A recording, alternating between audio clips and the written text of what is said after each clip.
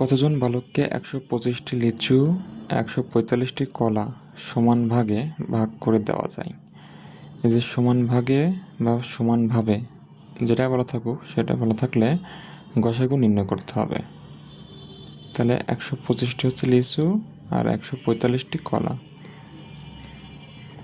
তাহলে ১২৫ আর ১৪৫ এই দুটা সংখ্যাকে এমন সংখ্যা দ্বারা ভাগ করতে হবে, তাহলে আমরা ৫ দিয়ে দেখব। ৫ ২৫ ১২৫ আর ১৪৫কে ৫ দ্বারা ভাগ করলে ২৯।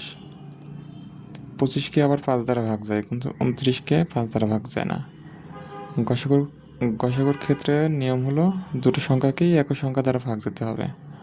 সো এখানে দুটো সংখ্যাকে একই সংখ্যা দ্বারা ভাগ যাচ্ছে না, তাহলে গসাগু হলো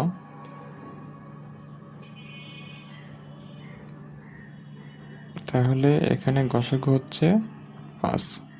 সুতরাং উত্তরটি হলো ক, ৫ জন।